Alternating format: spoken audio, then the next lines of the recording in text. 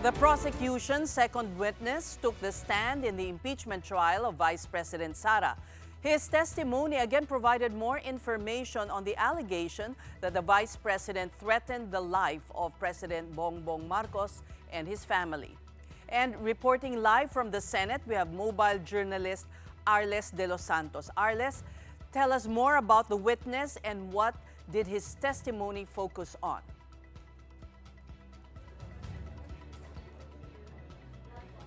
Sa ika-4 na araw ng impeachment trial ni Vice President Sara Duterte, tumayo nga sa witness stand ang NBI BARM Director na si Attorney Jeremy Lotoc.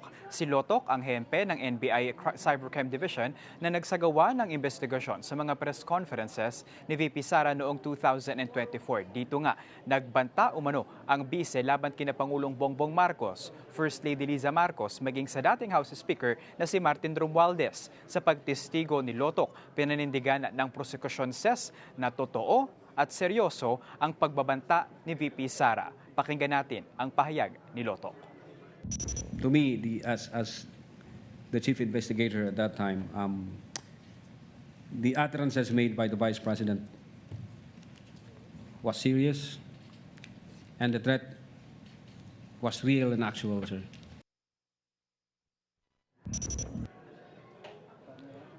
Says dagdag pa ni Lotoc ay 4 na factors o 4 na salik ang kanilang pinagbasehan. Una ay ang delivery o paraan kung paano sinabi ni Vice President Sara Duterte ang pagbabantaan niya. Halatang galit na galit daw si Duterte nang magbanta sa Pangulo. Ang pangalawang factor naman ay ang literal meaning o ang literal na kahulugan ng mga pahayag ni VP Sara. Ayon kay Lotoc, literal na sinabi ng bise na mayroon na umano siyang nakausap na hitman para ipapatay ang Pangulo, First Lady at ang dating Speaker. Ikatlo naman ay ang nature of the instruction o ang utos na patayin ang Pangulo. Halata raw na seryoso ang bise sa kanyang pagbabanta. Pakinggan natin ang dagdag na pahayag ni Lotoc.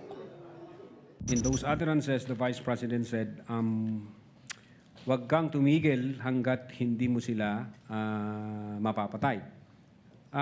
It shows persistence on the part of the Vice President, that she was determined to carry out those utterances. It's alarming for us, sir.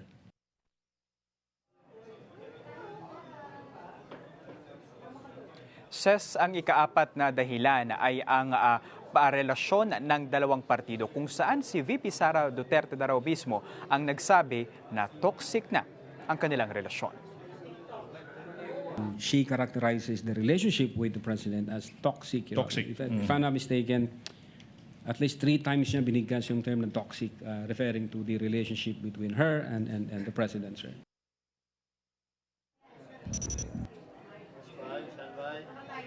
Says kanina ay muling ipinalabas din ang ilang bahagi ng kontrobersyal na press conference ni Vice President Sara Duterte noong November 2024 kung saan pinagmumura niya ang Pangulo, si First Lady Liza Marcos at ang dating House Speaker na si Romualdez. Sabi ni Lotoc, nasa 5 beses daw says na pinagmumura ni VP Sara si Pangulong Marcos. Pagpapakita rin daw ito na seryoso at totoo ang banta ni VP Sara. Pero says, ayon naman mismo sa National Bureau of Investigation o NBI ay wala pa umanong na-establish dahil hitimong impormasyon na nagtuturo sa individual na umano'y kinontrata ni Vice President Sara Duterte para patayin umano ang Pangulo at ang mga pamilya nito. Says. Arles, humiling si NBI Director Melvin Matibag na humarap sa paglilitis ngayong linggo na, imbes na next week. May desisyon na ba ang impeachment court ukol dito? Yes, says no. Actually, si Director Matibag yung humihiling mismo sa Senate Impeachment Court na kung maaari daw ay mas mapaaga siya na humarap nga o tumestigo dito dahil mayroon itong summit na pupuntahan sa Bangkok, Thailand na mismong sasakto sa July 20 to 21 na kung saan ito yung mga araw na inaasahan natin ang nalalabing mga araw para sa presentasyon ng Article 4 of Impeachment na umano'y grave threats ni Vice President Sara Duterte. Pero agad yan na inangalan ng mga senator judges tulad ni ni Senator Judge Alan Cayetano. Ang hiling kasi ni Matibag nga naunahin siya, no? Pero sa original na schedule kasi ses, no, si OVP Chief of Staff at Undersecretary Zuleika Lopez ang nakatakdang humarap sa pagdinig bukas. Tumutol ang ilang senator judges sa pagsingit kay Matibag at iginiit na kailangang sundin ang schedule sa impeachment trial at sinuportahan din yan ni Senate President Win Gatchalian. Sa ngayon, ses, ay wala pa ring pinala na desisyon kung pinagbigyan nga ba ang hiling ni Matibag.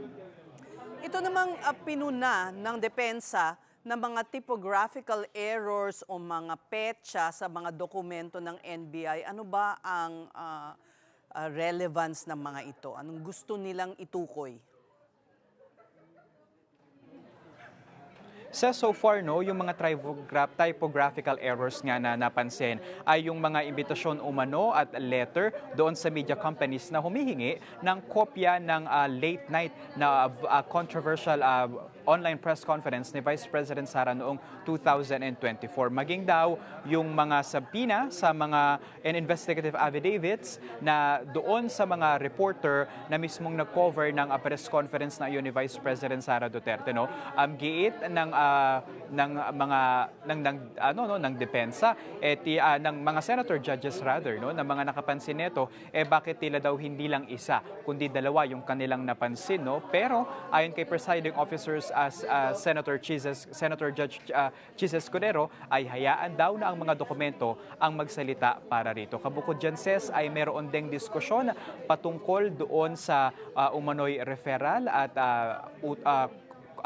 utos ng Department of Justice na nag-discuss naman, no, kung meron na nga bang sapat na basehan yung preliminary investigation na isunumite ng National Bureau of Investigation na kung saan initially daw says doon sa paper, no, lumalabas January 30 ang transmittal ng letter sa DOJ, February 5 yung certification from DOJ, pero sinasabi nito na insufficient of a preliminary examination ito, no, pero on the same day February 5, doon din umano hinabol yung papel para masama ito sa articles of impeachment sa House of Representatives. Pero masyado daw maaga nabanggitin kung tinamper nga ba talaga ang mga petsa na ito.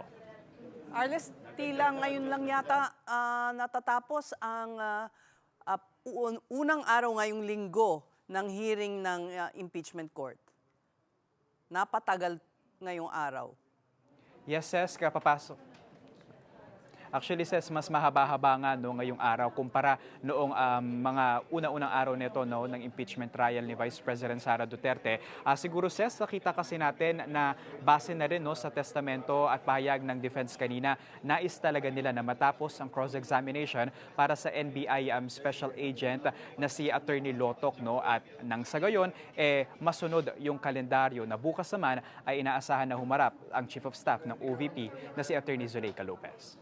Thank you for your reporting. That was mobile journalist Arles de los Santos there live at the Senate.